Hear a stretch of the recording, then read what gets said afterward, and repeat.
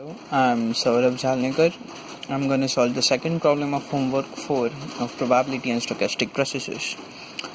Now in this problem, we are given that x is uniform in the interval -1 to 1. Now we have to find g of x such that capital Y is equal to g of x. If capital Y is equal to g of x, then f y of y is equal to e raised to minus 2y e raised to e of y, u of y. So in this problem, basically what we have to do is we are given that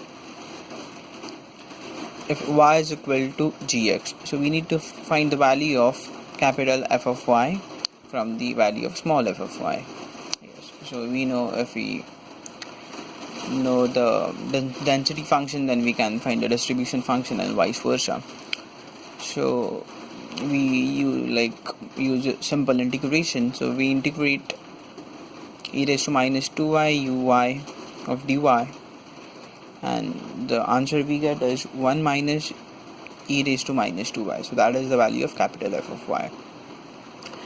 Now we know y is equal to g of x. So for this we need to find what f of x is, capital F of x. We have one information about capital F of x, that it is uniform in the interval -1 to 1. So we know it is x plus 1 upon 2. So capital F of x is 1 plus x upon 2. So when we plot these two graphs, fx is uniform between -1 to 1. So this is the line which represents f of x, and f of y is 1 minus e raised to minus 2y. So this is the graph. So now we need to set a point where y is equal to gx. So we draw a line which passes through both these points where y is equal to g of x, and we equate these two equations. So on equating these two equations, what we get is 1 plus x upon 2 is equal to 1 minus e raised to minus 2y.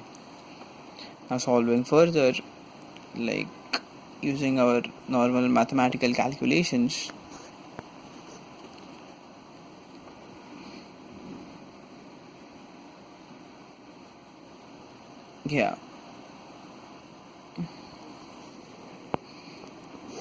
we find that y is equal to minus half log of 1 minus x upon 2.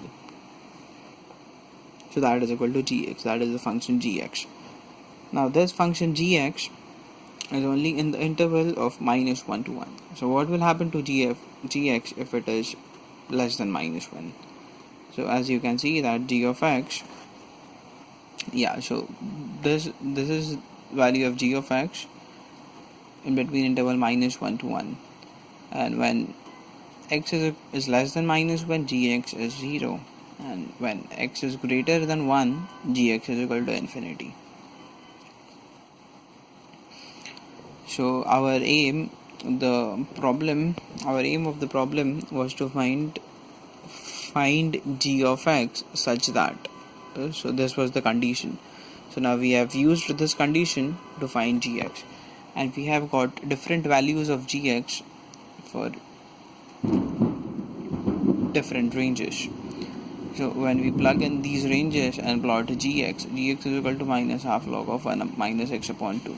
So this is the curve in between -1 to 1. This is the curve corresponding to this. It is infinity when it crosses 1. So it actually never touches 1. It almost touches 1, but it shoots up. And when it is less than -1, it falls down to 0. Thank you.